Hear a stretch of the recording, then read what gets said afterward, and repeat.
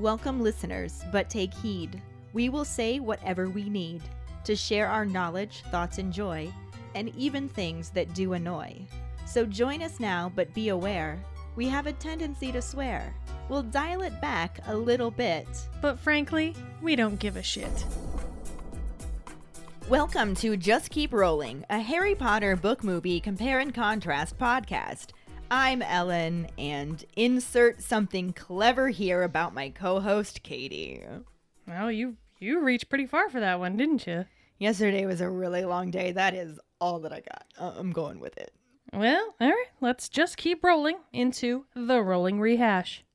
Last week, we covered the second half of Chapter 9, The Woes of Mrs. Weasley, and the absolutely no corresponding film scenes.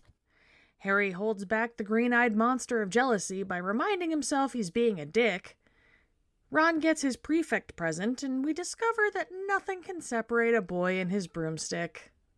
The twins do some sketchy dealings with Mundungus Fletcher. Mad-Eye Moody has everyone wondering what a boggart really looks like. And Molly shows us that even the toughest moms can crumble when faced with their worst fears. But luckily, she has a badass support system around her to save the day. During episode 133, Inconstant Unvigilance, or Lord Lover, depending on whether or not your favorite podcast platform properly updated the name change after I realized Dildo got censored out of the original title, Lord Dildo Lover. Our Potter Pondering was, what do you think a boggart would turn into for you, and what do you think Mad-Eye Moody's boggart would be? Hello, this is Dave. My boggart would be a hamburger with lots of onions on it when I specifically ask for no onions whatsoever. As far as if Moody can see a boggart or what he sees when he looks at one, I think that they are correct in saying that nobody has ever seen one that wasn't transformed into something else. So I imagine that if it's in a container of some sort, that it would be in the shape of whatever it was that the last person saw, or perhaps they can change shape at will, and they can, be something small to fit in a drawer or something. But I think that when Moody sees it, he sees that object, whatever shape it's in, but then there's some kind of aura or glow around it or something that its boggart magic expels that Moody's eye can see. And so that's what I think he sees, that. Yeah, that's how I know that it's a boggart. Okay, bye. Hi, Ellen and Katie. This is Ashley with this week's Potter Pondering. What would mine and Mad Eye's boggart be? Well, this is a dark one. As a mother and a nurse in my career, I have seen a lot of, this could never happen to me, happen to people. Out of nowhere, too. Completely destroying their lives with little to no hope for a good prognosis. And that would be my boggart. Ashley sitting there in some debilitative medical condition that I couldn't do anything about, and I couldn't take care of my kids. How we gonna make that funny? Don't fucking know. Somebody help me. Mad Eye? I'm gonna have to say him probably having some lucid moments at the bottom of that trunk, staring up at his own damn face, confused as fuck. Like, that had to be a really dark moment for Mad Eye. And again, how the fuck we gonna make this funny? I can't think of it. Help me here. Hey Ellen, hey Katie, Jackson here. Got this week's Potter Pondering. So what would a boggart turn into for me? I'm the same as Ron. It'd be a great big fucking hairy spider. Yeah. And to make it funny, no idea what the hell I'd do. As for Moody, I would just say any one of his enemies managing to get behind his back, get the drop on him. That was always his greatest fear. I mean, you saw how paranoid he became. Yeah, that just makes sense to me. Someone getting the drop on him. Any one of the enemies he made as an aura. Hi, this is Kendra. So what do I think my Bogart would turn into? Well, I have this fear of sharks. It's like my only big fear, so I'm going to assume it would turn into a shark.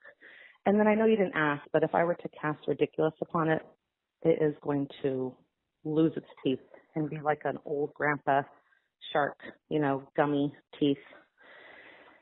And then, what do I think Moody's Bogart is?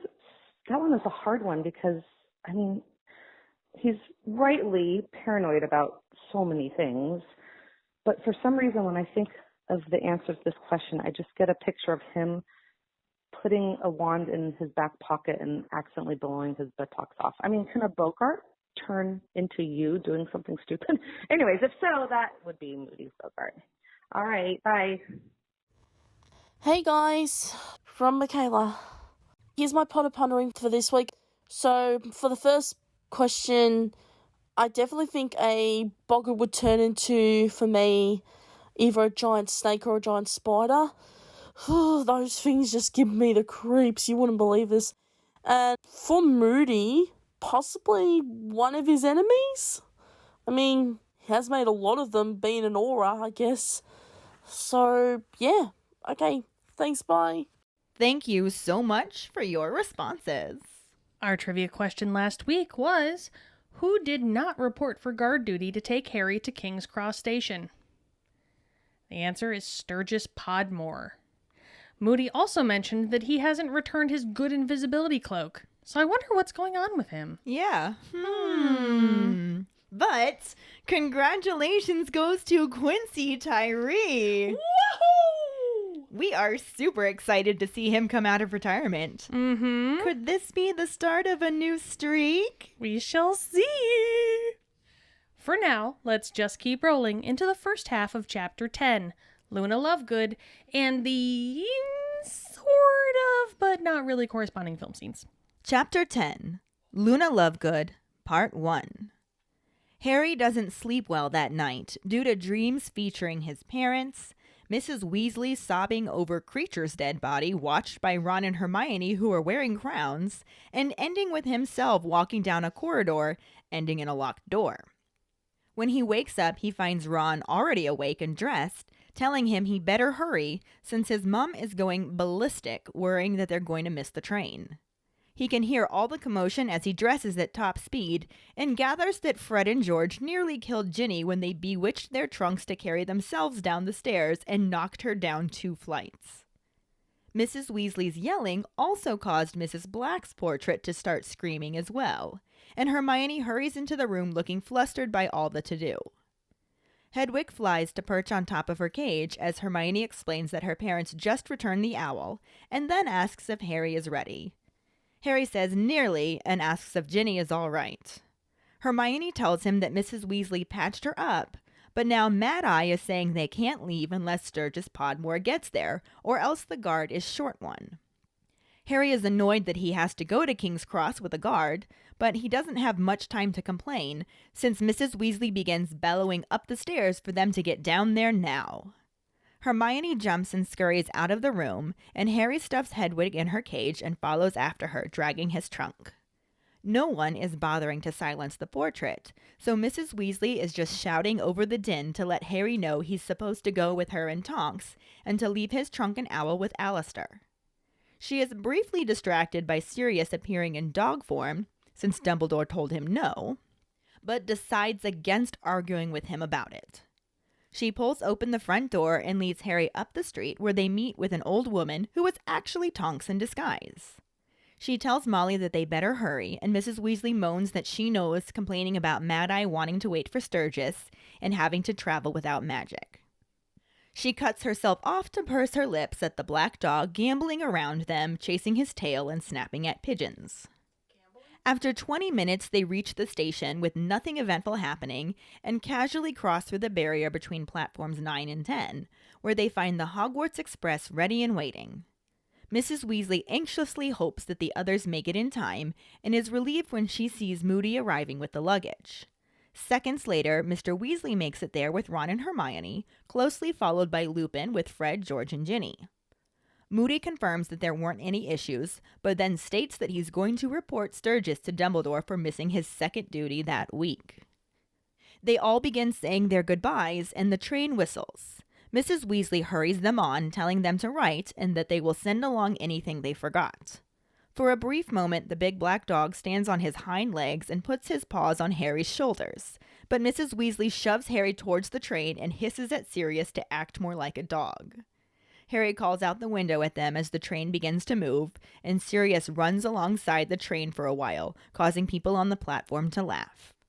Hermione is worried that he came, but Ron tells her to lighten up since the poor bloke hasn't seen daylight for months. Fred claps his hands and announces that they have business to discuss with Lee before they disappear down the corridor. The train continues to gather speed, and Harry suggests that he, Ron, and Hermione go find a compartment. Ron and Hermione exchange glances and awkwardly explain that they're supposed to go to the prefix carriage. Harry says fine, and Hermione quickly adds that she doesn't think they have to stay there the whole journey, and Harry again says fine, he might see them later then. Ron says definitely and anxiously tells Harry that it's a pain to go down there and insists that he is not Percy and isn't enjoying it. Harry grins and says that he knows he's not, but still feels a sense of loss as he watches them walk away. Ginny tells Harry to get a move on so they can save them seats too, and they struggle down the corridor to the last carriage, where they find Neville Longbottom panting from the effort of lugging around his trunk and holding onto his toad, Trevor. He greets them and informs them that everywhere is full, but Ginny pushes past him saying there's room in that compartment since only Loony Lovegood is in there. Neville mutters that he doesn't want to disturb anyone, but Ginny insists that she's all right and opens the door. She asks Luna if it's okay for them to take the seats. A girl with straggly, waist-length, dirty blonde hair and bulging eyes that give her a permanently surprised look glances up and nods. They drag their trunks in and get settled as Luna watches them over her copy of a magazine called The Quibbler, which she is reading upside down. She stares at Harry as he sits across from her, and when Ginny asks her how her summer was, she answers without taking her eyes off him, calling it quite enjoyable, but then telling Harry that he is Harry Potter.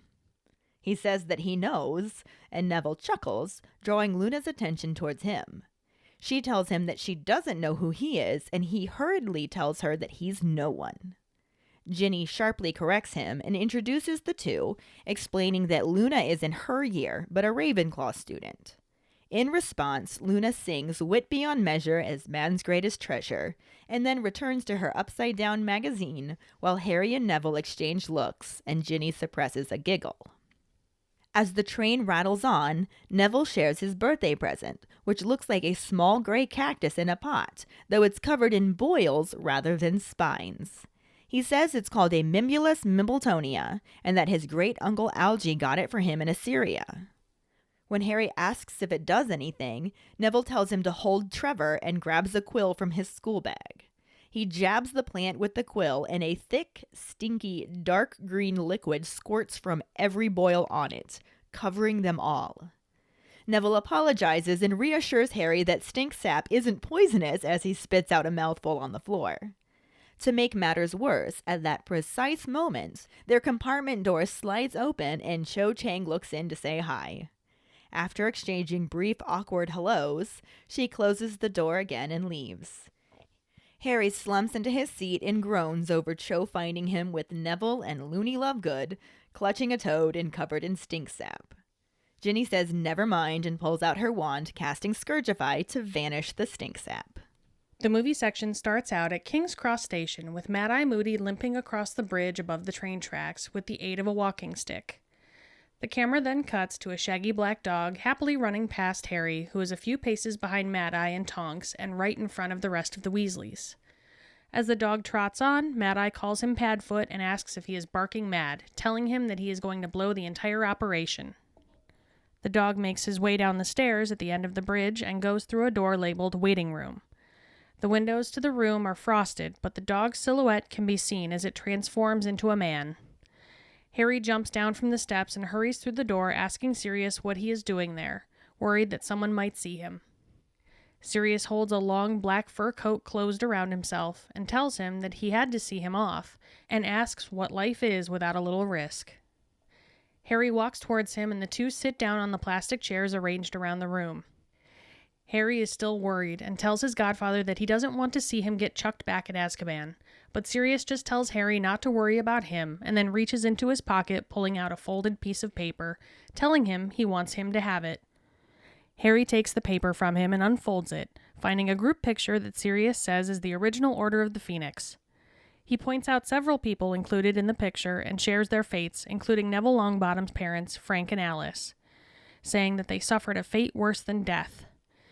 Sirius says that it has been 14 years, but still a day doesn't go by that he doesn't miss Harry's dad. The camera focuses on their pictures within the moving photograph, then switches back to Harry, who solemnly asks his godfather if he really thinks there's going to be a war. Equally somber, Sirius nods his head and acknowledges that it feels like it did before. Harry tries to hand the photo back to him, but he tells him to keep it, commenting on how they are the young ones now. Harry gives Sirius a small smile, and the scene transitions with the whistle of the train. The scene takes on a bluish tint and is partially obscured by steam coming from the train, which is also emitting a hissing sound that blends in with the general chatter. Harry is now walking through a crowd alongside the Hogwarts Express and pauses as he sees Voldemort standing before him in an entirely black three-piece suit. The Dark Wizard creepily tilts his head to the side as all the background noise slows and goes quiet, leaving only the whisper of Parseltongue to fill the silence. As Voldemort looks directly at Harry, the scene shifts again, showing Harry waking from a doze against the window in the train car. It's pretty amazing to me how we call these corresponding film scenes. Yeah. And it's not that they don't correspond, because they do, but only in the sense that they're now on their way to Hogwarts. Yeah. It's a very loose definition of correspond. And Sirius does come along as a dog. Mm-hmm. But then everything else is just completely different. Yeah, we're throwing in things from past chapters. We're just completely getting rid of most of the things from this chapter. Yeah. Again, very loose definition. Right. And honestly, my big complaint here is that it felt very abrupt to go straight from the trial to Hogwarts train. Yeah. It did. Like, there was no transition whatsoever. There wasn't even like a celebration that he was cleared of all charges. Nothing. It was just like, trial's over, going back to Hogwarts, that's it. Yeah. And I don't like that. No. Because it could have been a 30-second scene. Mm-hmm. I also don't like the fact that we didn't get any of the chaos of leaving. Like, we kept calling like the Home Alone chaos. Yeah. Exactly.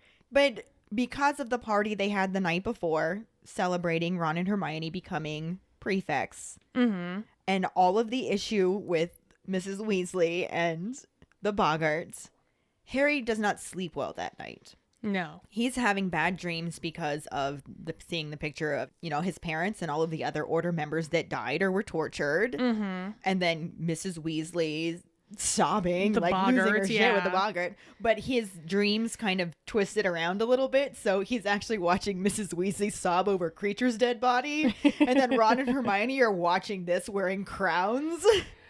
So it's like taking everything that's been weighing on him and just weaving it all into one fucked up dream. In a very weird, the mind is a fucked up place. Yeah. If there's one thing I've learned in my time, it's that the mind will fuck you up. Yeah. And Harry's is already fucked up. Yeah. So, you're just asking for trouble there. But the dream itself ends in this reoccurring dream that he's been having all summer, mm-hmm. where he's just walking down that corridor that ends in a locked door. Yeah. And obviously we're going to end up finding more about that, but this is now at least the second time it's been mentioned. Yeah. In the book. In the book. It was never even mentioned in the movie. No, not so much. They did something with the dream, but I mean, let's face it, it's not the same. It is not. It's different. And we'll get there. Yes. But he actually wakes up from his bad dreams and Ron's already awake and dressed, which has got to be super weird because normally it's the other way around, that Harry's waking up and Ron's still sleeping. Right? Yeah, that's got to throw him for a loop, man. Mm-hmm. It's like, wait a minute, this is backwards. Weird. But he must have really needed that sleep because of all of his dreams, so to sleep in a little bit. For sure. But Mrs. Weasley is just losing her mind because she's worried they're going to miss the train. Yep. But she's got, 4 kids running around. Well, 5 including Harry. 6 including Hermione. Fuck, Right? she's got 6 kids running around. All need to get on a train. pack all their shit, pack make all sure their they're shit. ready. Yeah. Most of them have no idea where something is, and it's, Mom, can you help me find this? Mom, where's this? And then on top of that, you got Fred and George, who are now legally of age and doing magic whenever they want, including using it to bewitch their trunks to carry themselves down the stairs, which actually ends in knocking Ginny down 2 flights of stairs. Yeah. And Harry learns about this mostly through the screaming. He listens into what's going on in Mrs. Weasley's very loud rants and gathers that this is what has happened to Ginny. So then when Hermione shows up, trying to escape from all of the noise, because of course Mrs. Weasley's screaming has also woken Mrs. Black. Of course. So it's very loud, and Hermione escapes into Harry and Ron's room and is just like, oh my god, it's crazy out there. Are you ready? We have to go. We have to get out of this. This is nuts. Can we please leave now? And she's also returning Hedwig because she's back from delivering the news to her parents. So she's like, oh my god. And Harry's just like, yeah, I'm almost ready. Is Ginny okay? She's like, she's fine. Mrs. Weasley patched her up. And you're like, man, I wonder what she looked like. But you know what? Mrs. Weasley, that's just got to be like breathing to her. Right. Is like curing Especially spells. With Fred and George. With Fred and George around, Charlie and Bill probably got into a whole lot of shenanigans. Of those boys, you know that they were jumping off of things and breaking bones. Yeah. And playing Quidditch. And Mrs. Weasley's damn near a healer at this point. Right? Aren't all moms? Well, yeah. We fix boo-boos with kisses. Mwah. She fixes hers with wands. Wand kisses. I wish I had a wand. Wand kisses. But yeah, so Ginny's all right. And Hermione's like, but now our biggest issue is that Moody won't let us leave because Sturgis Podmore hasn't shown up yet. Which was our trivia question. Yeah, it kind of gets mentioned 3 different times at this point that he does not show up. Yeah. I wonder if that's important. Maybe. But they're all worried about the guard being one short. And I think that's adding to the chaos as well, because literally each member of the order is taking a different child or cluster of children separately to get to the same place because they don't want to be super conspicuous. Well, you don't put the vice president and the president in the same plane. Exactly. That's Air Force One and Air Force Two. That's how you do it. But yeah, so they're worried about the guard being short one, and Harry's just like, why do we need a guard? And Hermione's like, well, you need the guard. Yeah. And he's like, why do I need a guard? Like, who's really gonna mess with me? I don't know. Maybe Lord Voldemort. Maybe. He's not gonna come out in the open and do this. But he doesn't really have the time to complain about having the guard because Mrs. Weasley starts screaming up the stairs for them to get down there now, or they're gonna be late. And so, Hermione scurries out, and Harry stuffs Hedwig in her cage, just, unceremoniously, let's go, and just drags her in the trunk after Hermione, and nobody's bothering to quiet Mrs. Black, so it's just screaming, and Mrs. Weasley's just yelling over all of that, and she's just like, you're going with me and Tonks? Leave your trunk and Owl with Alistair. He's gonna deal with the luggage. You're coming with me now. Let's go. And she just starts to drag him out of the house, but Sirius pops up in dog form, and she's just like, Dumbledore said no. And the dog just wags his tail, and she's like, whatever, I'm not gonna argue with him. And Sirius, no. Sirius, yes. Exactly. So they head out the door up the street, and they end up meeting up with this old woman with short curly gray hair that is actually Tonks in disguise. She's like, watch her, Harry. And I am so bummed that we did not get more Tonks in disguises. Oh, we got so screwed out of Tonks. I'm so upset at how dirty the movies did Tonks, because I have been convinced that I just don't like Tonks for a very long time. And then I have to remind myself, no, I don't like movie Tonks. I can say that about a few movie characters. Well, yes.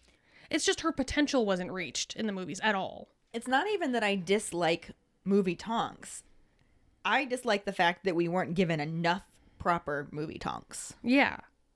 She was just a background character. Yeah. It was disappointing. Insignificant, and she was just there. Right. She had color-changing hair, and that was about it. Tied to her emotions, not her abilities. Right? And it was never explained, and it was just, you're not Tonks. That's how I feel about it. Yeah. We've talked about this before, but Natalia Tana, who played Tonks, could have brilliantly done that. Oh, yeah, she would have been great. She's fucking amazing, but If they gave her Tonks. they didn't give her Tonks. Some bullshit, really. But I digress. Right. That was the little ranty. But yeah, so they get to Tonks in disguise in the street corner, and then they walk him the rest of the way to the train station because they are in London already, so it's not even like it's a long travel to get there. Yeah. So I don't know if they're like leaving at staggered times, or I have no idea why the separation they did the way they did. Yeah, it doesn't quite make sense, especially because, I mean, they're all going to sit on the train in the same spot. They're all going to sit together in the compartment. I mean, obviously it was about getting Harry there safely without alerting attention of possible Death Eaters. But I don't see how Tonks having gray curly hair. I mean, I guess maybe she doesn't want to be seen with Harry. That could be suspicious for her job. I guess, but at the same time, why not disguise Harry? Right. And Tonks is just like, we have to hurry. Like, we're going to be late. And Mrs. Yeah. Weasley like, I know. But Mad Eye wanted to wait for Sturgis, and we have to travel without magic, and it takes all this extra time. And you know what? You try wrangling 6 teenagers. Yeah, there's that too. Shit ain't easy. But she actually kind of cuts herself off of that rant because for Harry's amusement, Sirius starts running in circles in dog form, chasing his own tail and snapping at pigeons and just being a dog, but he's actually a person, so... He's gotta be... This is the first time he's been outside in Oh, how yeah. long? I mean... It was like me at Home Depot dancing. But Harry's laughing at this, and Mrs. Weasley's just like pursing her lips, like, you're not supposed to come. So she kind of gets distracted from her complaint about Mad Eye making them late, and... Yeah. Sirius, you're a bad dog. Sirius, good dog. Good dog. Serious treats. Sirius, best boy. But they only have about a 20-minute walk. It's not horrible Yeah. because they're in London already. So they just walk about 20 minutes to get to the station, and nothing happens at all. It is an uneventful trip other than, Sirius chasing after some cats or something. Sure. Like he does. Right? Well, like Snuffles does. Like, yeah. We don't know what Sirius does when he's in human form. Good point. But they get to King's Cross Station. They go through the barrier between platforms 9 and 10. And bam, there is the Hogwarts Express. Dun, ready dun, and waiting. This is basically where the movie starts. I feel like that's even a very loose term of the word basically. Yes. It's a very loose term of the word movie. It's a very loose term of the word starts. It's a lot of things. It's a very loose term of Harry Potter. It's, yes, that it is. Sort of. So yeah, the details quite a bit different, let's say. Yep. I think that's a nice way of putting it, yeah. It comes in already at King's Cross Station with the 2 most inconspicuous wizards in the world, the crazy one with the batshit eyeball and the one whose hair changes with her mood. I think you mean conspicuous. No, it was sarcasm. Ah! You see what I did there? I did a thing, yeah. But they're escorting Harry and all 7,000 Weasleys to the train because we don't separate them at all, Which, hey, good call. Sure, why not? I'm not sure why separating them in the book was ultimately necessary, but... I don't think it was, but... Better safe than sorry, I guess. Dumbledore knows best. Usually. Yeah. We then see a shaggy black dog rudely cut in front of all of them, like a loose dog in a public place is a good idea. Right, but that is as close as we come to a ding. Yeah. It's a half ding. It's a bark. It's a woof. It's a dog whistle. And then after that, pretty much nothing is the same. Yep. Not a goddamn thing. In the book, Mrs. Weasley, as they were the first ones to get there, is just like, I hope everyone else makes it. And Moody then shows up with all of the luggage, and she's like, oh, thank God. And then, like, seconds later, Mr. Weasley shows up with Ron and Hermione, and then closely are followed by Lupin with Fred, George, and Ginny. So I'm like, if they all show up that quickly together... What was the point? Why? Yeah. Like, did they walk different ways? Did they just be like, okay, you leave now? Mm-hmm. You take we're the gonna Kenmore count to leg. 10. You take And then this we're gonna leg. go. Yeah. Like, I don't know. It seems unnecessary, but Yeah. Again, like I said, if you're really looking to throw someone off, change the appearance of the kids. right. I know they needed to keep Harry protected, and maybe they figured wherever the Weasleys were, Harry would be too, or... But I mean, he already was. Like, yeah, it's so not like they were that far splitting behind. them. He was with Mrs. Weasley. Like, I don't know what... It doesn't really make sense. Yeah. It just seems like a lot of words for they went to the station. Yeah. You know? I kind of wonder what our keepers think about them separating in the book. Yeah. What they think the purpose of that really was. If maybe they have a logical reason that it served that we're just overlooking. So maybe that could be our Potter pondering. Help us out, guys. Do our job for us, please. Again, we'll talk about this in about 6 or 7 years when we get to Deathly Hallows. I understand the separation and the thing with the 7 Harrys and all that. I get that, but this just seems ridiculous. Yeah. So anyway, they all get there basically the same time anyway, despite going separately. Yeah. And Moody's just like, no issues. Well, duh. But no shit, okay. yeah. And then he's just like, but I'm going to be reporting Sturgis to Dumbledore for missing his second duty that week. You said duty. But that was also, once again, our trivia question this week. Though Sturgis Podmore wasn't even a thing in the movie at all, so. Like, not even a little bit. Yeah. Sturgis who? And then the train platform scene in the book was significantly shorter than the one in the movie because it's literally like they get there and they were all in this rush. So it's just like, okay, bye. If you've got anything, we'll send it to you. And Sirius has this moment where he stands up on his hind legs and puts his paws on Harry's shoulder. And Mrs. Weasley literally shoves Harry away from him towards the train and is just like, act like a dog, Sirius. And I would have loved to see that part. Yeah. It would have been... They could have done that. Even with the way they did have it, that could have happened It at some could point. have. Instead of the weird... Whatever, we're getting there. But they get on the train, and Harry's standing at the window right by the door. I imagine it is, because they're not in a compartment yet. And he just, like, yells out the window, saying bye, and the train starts moving, and Sirius is just running alongside the train. Everybody's just laughing at this dog running along next to the train, because most people have no idea. Right. I say most, because we'll get to that. Yeah. But most people just think Harry has a cool dog. Right? That likes to chase trains, apparently, or doesn't want to say bye to his person. I feel like it's all dogs. True story. Just saying. And so, like I said, the people on the platform are laughing, but Hermione is just like, he should not have come. Like, this was a terrible idea. And Ron's just like, oh, lighten up. The poor bloke hasn't seen daylight for months. And yeah. I see Hermione's point. It could have gone very badly. However, you gotta feel for Sirius. you do. And I get it, but it kind of did go a little badly, which we're we'll getting get there. to. We're getting there, yeah. And no matter what, none of that happened in the movie at all. Not so a lick of it. No. And it's crazy, too, because more often than not, you see them shortening the book chapter sections. This, they actually extended the section because they changed it so much. Yeah.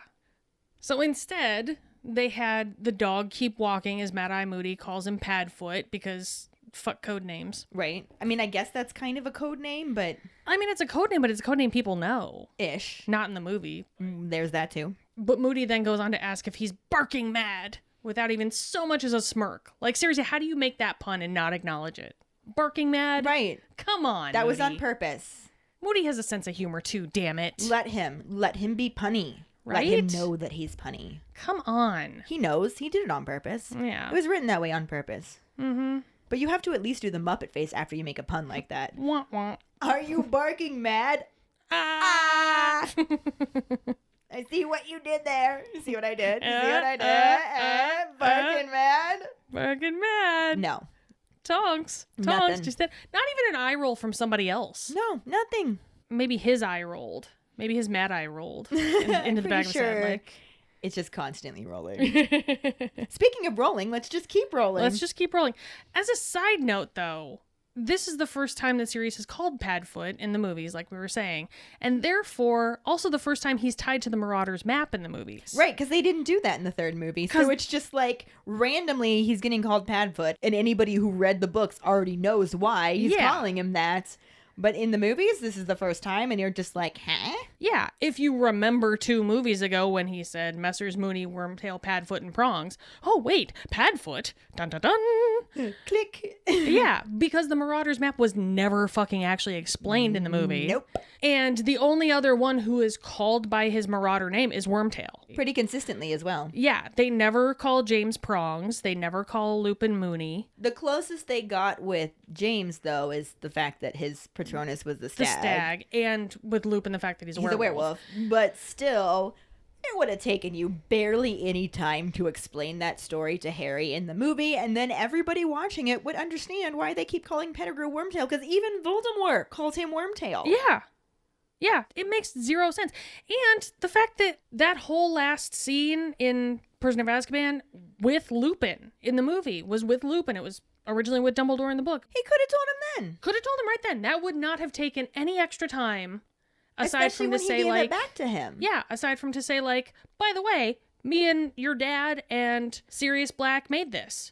And Wormtail, and the who we don't fucker. want to talk about. Yeah.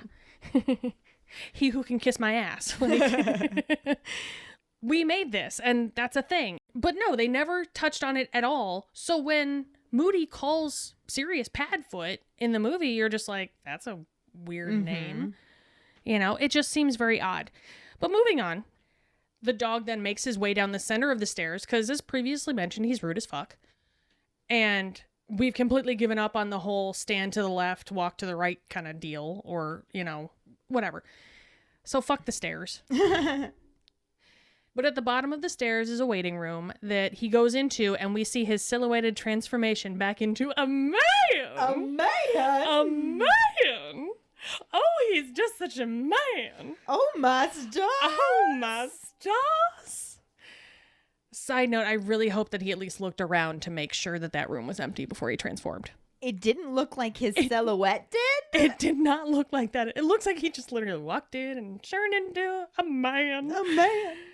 And that's all well and good, but it would have been funny if there was like a family in there with kids and they all just looked up at him like, the fuck just happened? Sirius Black! Exactly. But Harry comes bounding down the steps after Sirius and follows him into the waiting room asking what the hell he's doing, because someone might see him and then the shit will really hit the fan. Yeah. And Sirius just pulls the long fur coat that he scored at a Weird Sisters concert around him in order to cover all his bits, because I'm assuming that's all that transformed with him and he's just naked underneath. Right. I don't even understand where the fur coat came from. I mean, I love your scored at a Weird Sisters concert bit here, but why? Yeah. And please explain to me, because when Pettigrew was a rat and they turned him into a person, he lost all had his clothes. And then when he turned back into a rat, he left lost the his clothes clothes. behind. So, come on. Movie. Get your shit together. I mean, this wouldn't be so difficult to You'd explain. think. It just wouldn't. Had they simply had Pettigrew's clothes transform with him when he went back into a rat, this could have all been avoided. Honestly, because then you're just like, oh, yeah, clothes transform with you. Cool. All right, yeah. Yeah, sure. Great. So that means that Sirius legit just got dressed in a weird furry coat before he transformed into Padfoot and was like, cool, this is fine. Okay. Doesn't make any sense. It Like, we doesn't. literally see it transform with him. When the silhouette comes, you see the coat, like, drop down a bit. But at the that doesn't make sense. It didn't make sense. Plus, Plus, when he transformed from a dog into a person in Prisoner of Azkaban, he was still in his Azkaban clothes. yeah. And then when we saw him by the lake after he Transformed back into the dog, he did not leave those clothes behind the way Pettigrew did. he still had the clothes on. So, the fuck. Right. It doesn't make sense. That's all just movie fuckery, honestly. But anyway, this is entirely... We are totally... I am so sorry. derailing this episode. It's fitting that we're at the Hogwarts Express then, isn't it? But they both take a seat in those super comfy looking chairs, and Harry tells Sirius that he doesn't want him to get tossed back in the pokey, but his dog father just brushes him off like a good role model does and changes the subject by handing Harry a folded up piece of paper and saying he wants Harry to have it. Okay. Sure. It was totally necessary for him to follow him all the way to the train station to give him this piece of paper. Yes, because they haven't been stuck in the house together for months at this point. Well, No, they haven't, because we've come right The from the hearing trial. was so 5 never mind. minutes before. Very true. So Harry unfolds it to see a moving group photo which Sirius tells him is the original Order of the Phoenix. He points out Marlene McKinnon and Neville's parents, Frank and Alice, and shared their super cheery fates to really, boost Harry's morale. Woo. These people are dead or worse than. Have a fun year at school. And this is the closest that we get to the photograph scene with Mad-Eye Moody from the book last chapter. Mm-hmm. But like we were saying then, it is so much different. So much different. Because even though he does share some kind of horrible things about the people in this photo, it's minimized. Mm-hmm. And in the book, Harry was traumatized from this. Yeah, in this, it's not taken as a bad thing. It's not taken as an upsetting thing. This is like, oh, yay, a picture of my parents in the original order. Yay! How this neat. is so nice. But in this, since it wasn't even Moody giving it to him, No. it focused more on, yes, it was kind of a bittersweet moment, but it focused more on like the relationship that it gave Harry and Sirius because of their love for the parents that Harry didn't get to know and the ones that Sirius misses. Yeah, exactly. So Sirius starts reminiscing, and he's just like, it's been 84 years. Oh, wait, 14 years. But he still misses Harry's dad every day. Which, aw. Yeah. Like I said, it's more of a sweet moment than a Harry's like, what the fuck moment. Yeah. It's different coming from Sirius. It just is. Mm-hmm. But we then get a close-up of the Marauders and Lily, along with Dumbledore, the drummer from Lynyrd Skynyrd, and the rest of the mamas and the papas, before Harry asks if shit really is about to go down. And, what do you say to that? Why do you even ask that, though? Like, you already saw him murder somebody. You saw all of the Death Eaters that came back. Yeah. Do you think that shit's not about to go down, Harry? Really? Right? Do you need Sirius to spell it out for you? Apparently, movie Harry does. Apparently he does, yeah. And Sirius just nods, and he says, it feels the same as it did last time, so that doesn't really bode well. So Even though in the book, they were just saying that they're better off this time. Mm-hmm. So it shouldn't feel the same. Yeah, there's none of that. No. Harry tries to give the photo back to Sirius, and then Sirius tells him to keep it, saying that they are the young ones now. So, sucks to be them.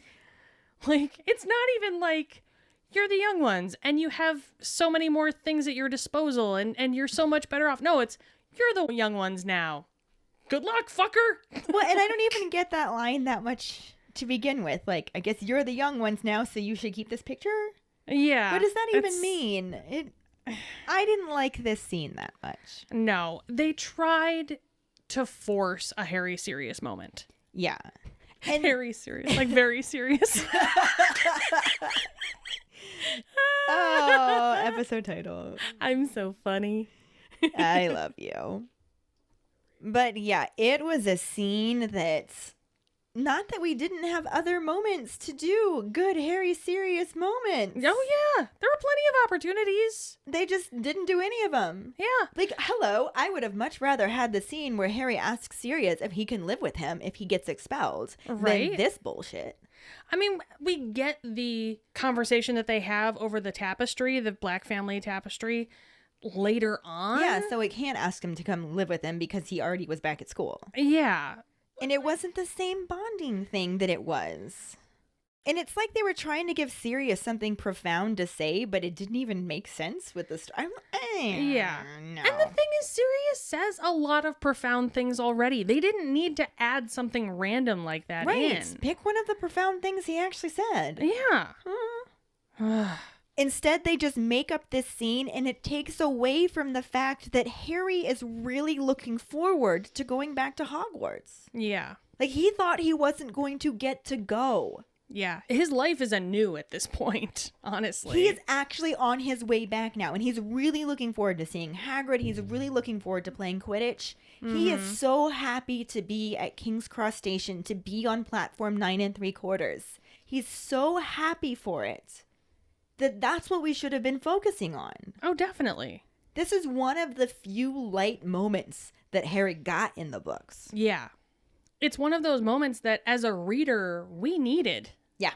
We needed it because it gave us a little bit of lightheartedness that we don't get for the majority of the book because this is such a dark book. Yeah, and Harry was depressed and angry and moody for most of it. This was one of the few scenes where he was just happy. Yeah.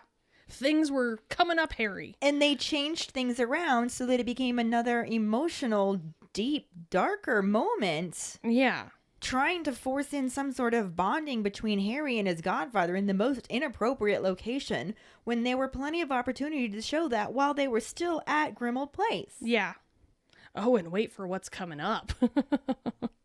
Because we then see Harry walking through the crowd of schoolmates and their loved ones on his way to the train. Like, they're all on the platform. That's what you do. Yeah. As the crowd parts, he sees this tall man standing further down the platform staring at him. And he gets a closer view as his LSD really kicks in. And we see that it's actually Voldy in an all-black three-piece suit. Okay. Why the fuck would Voldemort, who hates all things Muggle, be wearing a black suit? Yeah. I hate to say this, it just didn't suit him. I'm so glad you said that. It was weird. It was weird. It was exceptionally weird. He should have been in his creepy robes. Yeah, and I'm not gonna lie, all black when you're that pale, you're washed out. Well, that's fine. I mean, he wore all black robes, but... Yeah, but those were robes, and somehow that's different. It is. But he would not wear a suit. He just wouldn't do it. He wouldn't. Mm-mm. It looked like a bad Instagram filter. That's what it looked like. Well, and I think it kind of was supposed to be filtered since we end up finding out it's a dream. Yeah. Which kind of starts to become apparent when Voldy ramps up the creepiness by, like, craning his neck and tilting his head as everything around him slows and becomes distorted by whispered parcel tongue and steam, and there's just a lot going on. There's kind of a rattlesnake sound in the background. It's all sorts of things are happening. And he stares directly into Harry's soul, and the noise crescendos before Harry is suddenly jolted awake from his fever dream, safe and sound in a train compartment. See, and none of that happened in the book. No, it did not. It's like they were trying to get in the fact that Harry was having bad dreams. But that's such a weird way to do it. But, like, first of all, Harry's fucking super excited to go to Hogwarts, as I've already mentioned. Why would he be sleeping on the train compartment when there's a shit ton of candy to eat? Mm-hmm. Second of all, the train hasn't even left. Ron and Hermione haven't even sat down yet. So how fast did he fall asleep? How long was he sitting there? Right. None of this makes sense. sense. Jinx, you owe me a Coke. But yeah, so that's where we're ending the movie section because, I mean, at this point, what the fuck does it matter? Well, it's the closest we can get to a semi-even split since we have barely corresponding sections. But the things that do correspond do have to line up with the parts of the chapter. So it's fun to try and figure out where to cut these and have things line up as best as possible. And then on top of that, the book chapter keeps going a little bit more. There's more details that did not make it into the movie. Which, I mean, we're used to at this point, but still. And some of these are details I would have really liked to see. Yeah. Okay, this part's probably unnecessary because it's just Fred and George being like, well, we got to go meet up with Lee Jordan. We got some business to discuss. And they just disappear. And so Harry's just like, which this blows my mind too, that they don't bother to get the kids actually sitting down in compartments before the train starts moving. But I suppose if they had to wait for that, the train would never leave on time. True. But Harry's just like, well, let's go get a compartment. And Ron and Hermione are like, we have to go to the prefix carriage. Yeah. And Harry's Awkward. just like, fine. And Hermione's just like, don't worry, we don't have to stay there the whole journey. I'm sure we can meet up with you later. And he's just like, fine. See you later then. Oh, calm down, Eeyore. And Ron's just like, yeah, definitely. We're going to come find you later. And then he's just like, it really is a pain to have to do all of this. I'm not Percy. I'm not enjoying it. And Harry actually smiles and he's like, I know you're not. So like, yeah, it's fine. But he still feels this like sense of loss because he's never ridden on the Hogwarts Express without Ron. Yeah. Even when he wasn't on the Hogwarts Express, he was in the car with Ron. Like, he's always had Ron for the journey. Yeah, and now he's looking at going into this journey without his best friend right by his side, and it's kind of weird for him, but Ginny's just like, come on, let's just go. We'll find a compartment so we can save them seats too. And they make their way all the way down to the very last carriage because all of the other ones are filled. Struggling with their trunks, and they end up running into Neville, who is also struggling with his trunk because he's trying to stop Trevor from escaping as per usual. And he's Neville. So there's that.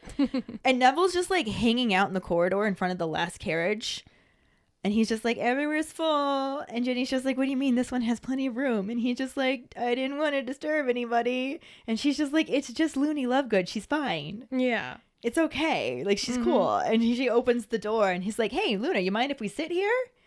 And this girl just looks up at her. Huge eyes. Bulging eyes. Dark blonde, like dirty blonde, straggly, long hair. Probably looks like it needs to be brushed. But it goes all the way down to her waist. She looks permanently surprised because of those bulging eyes. And she just looks up and nods. Doesn't say anything, just nods. And then she makes note of Harry as he's dragging his trunk in. And he ends up sitting right across from Luna, which she's starting to regret because she just keeps on staring at him with those permanently surprised eyes. That can be a little disconcerting, I'll tell you. Right? And then Ginny's like, hey, how was your summer? And Luna's like, oh, it's quite good. Enjoyable. Still staring at Harry the whole time. And then she just goes, you're Harry Potter. Why, yes. And Harry was just like, I know. And this actually makes Neville laugh too, which then draws Luna's attention to Neville. And she's just like, I don't know who you are. And Neville's just like, oh God, she looked at me. I'm no one. Yeah. And Ginny, and I love Ginny for this, she was just like, stop that. You are Neville Longbottom. You are awesome. You are not nobody. Because she's badass. And then she introduces Luna officially. Like, this is Luna Lovegood. She's in my year, but a Ravenclaw. And then Luna's just like, wit beyond measure is man's greatest treasure. Aw, Luna. And then just returns to her magazine, which she's reading upside down. Sure. And Harry and Neville are just like, what just happened? And Ginny is just trying really hard not to giggle. So I think she still finds Luna a little bit weird. Well, yeah. But she's off, but polite about it. She likes her. I like this image, which we do kind of get it later on in the movie scene. But this was nice in the book because it front-loaded her oddities. Whereas the way they do it in the film, which we'll talk more about when we get to that point, because we actually won't meet her until the second half, which we'll do next week. Yeah. But it kind of front-loaded her oddities so that when we talk to her again later on, her comment makes more sense. Yes. In as how it doesn't make sense. Yeah. You understand Luna better. Yes. That way, yes. Whereas we don't really get to meet her. She just kind of looks strange and is holding a magazine upside down. And like I said, we'll talk about that more when we get to that actual point. Yes. But we kind of got bilked out of the fun little meet Luna. Meet Luna, yeah. Just have a couple encounters with her. And then we also get to see her interact with Neville and see her later interact with Ron and Hermione. And it's just all a lot more fun than what we do end up getting. Getting, even though the second half of this corresponds a little bit better. The last few things that happened in this section before we cut off the book chapter is that Neville shares his birthday present with him that he's super excited for. His great uncle Algie got him a special plant from Assyria that's called Mimbulus Mimbletonia, and it basically looks like a little gray cactus, except instead of spikes, it has boils. That's pretty gross. Yeah. And Harry's just like, does it do anything? And Neville's just like, oh yeah, it does loads of things. Here, hold Trevor. And he just grabs a quill from his school bag and pokes the poor little cactus thing, which does not like being poked because it proceeds to most things don't spray them all with this thick, stinky, dark green liquid. Ew. And Harry's trying to stop the toad from escaping, so he can't even block his face and just gets a full face full of it. Blah. And Luna was able to kind of hide behind her magazine a little bit, so she didn't get it as badly. Didn't get a full blast. And Ginny managed to cover her face with her arms because she wasn't holding onto a toad, so she was just wearing like a slimy green helmet, basically. And Neville's just like, I'm so sorry. And then Harry like spits out a mouthful of this green, disgusting shit. Ugh. And Neville's just like, don't worry, stink sap's not poisonous. That's a good thing to know. Right? After the fact. Yeah. My question, though, What did he think it was going to do? I know. What exactly were you going for there, He was Neville? just like, oh, I've never tried that before. He obviously knows what stink sap is. Yeah. But maybe he didn't expect it to spray out as violently as it Maybe. did. That's what she said. Anywho, as Moving if all on. of this is not awkward enough, What could make this worse? Harry's crush shows up. Of course she does. And it's the one time that he sees Cho Chang and doesn't go, Cho Chang! He sees her and he's literally covered, face, hair, everything, Awkward boner. covered in stink sap, Oh. clutching a toad, sitting with Neville Longbottom, Loony Lovegood, who Cho Chang absolutely would know as she is also in Ravenclaw, Yes. and his best friend's little sister. And Harry's just like, why couldn't I have been sitting with somebody cool? And why didn't she look in right after I'd made a joke and was making all my cool friends laugh because I'm so cool and funny? No, she has to come in and say hi to me when I'm covered in stink sap. This is so embarrassing. And Cho Chang's just like, hi. I just wanted to say hi. And Harry's just like, hi. And she's just like, okay, well, bye. It's a very Charlie Brown moment for Harry. Yeah, and Harry's just like, oh my God, I'm so embarrassed. And Neville's just, I'm so sorry. And Ginny's like, never mind, don't worry about it. And just pulls out her wand and casts Scourgify to vanish all of the stink sap. But the damage was done. The damage is definitely already done. That's an image that Cho will not be able to forget for a while. No. And Harry will probably never forget. That's going to get added to his nightmares, probably. Oh, definitely. He's going to be wandering down dark corridors, ending in locked doors, covered in stink sap, Yeah. while Cho Chang laughs at him with her female friends. While Voldemort in a three-piece suit just pokes at a Mimbulus Mimbletonia. Pokes at Harry, who looks like a Mimbulus Mimbletonia. And then Harry spewing out stink sap all over Cho Chang. And Oh, giggity. that's what we're calling it nowadays. And here is our sneak peek. But yeah, that's the end of the book chapter. Well, Yeah. this half of the book chapter, I was gonna say, I should yeah. say, because obviously there's still more. And even though we did have corresponding film scenes, if you want to call them that, we didn't have any new actors. It was all the same people. Yep. So we are just going to roll right into the Potter Pondering, Mm-hmm. which we decided is going to be, what do you think the purpose of the kids traveling separately to King's Cross Station was for in Order of the Yeah. Phoenix? And do you think it was actually necessary? Because we're leaning towards no, but maybe you guys are understanding something about it that we aren't. Yes. So find the post on our Facebook page and share your thoughts. Let us know what you think that was for. Mm-hmm. You can also call us at 216-526-6792 and leave your response as a voicemail. Make sure you start off telling us your name and then go into your answer. And don't forget, you can also stitch a response on TikTok. We really look forward to reading, hearing, and seeing them. And seeing them. Mm-hmm. This will bring us to our sorting hat story, which is from Amanda Nace. She writes, I am a Gryffindor after round 2 of taking the test. I took it many years ago and could not remember my login, so I had to create a new account. I know I was Ravenclaw before, which I think fits my personality more, but I'll take Gryffindor too. My Patronus is a Swift. My wand is hazelwood with a dragon heartstring core, 12.5 inches, and a reasonably supple flexibility. I was never a reader. My middle sister was. So when the books came out, she had to have them. As the movies eventually came out, she asked that I take her to the movies to see Harry Potter. I, of course, wanted to read the books first before seeing the movies, so I borrowed them from her, and our bond of Harry Potter began. As I started to love and know the series, my youngest sister became involved too. We are 3 sisters that do not particularly get along, but put us in front of Harry Potter and we can talk for hours. I appreciate the bond the series has brought to my family and many others growing up. Aww. It is amazing how it can bond you together. Mm-hmm. I love it. It's the best. Thank you so much for sharing your sorting hat story with us, Amanda. Yes, thank you. And if any of you other keepers out there listening would like us to read your Sorting Hat story on a future episode, you can email it to us at justkeeprolling@gmail.com.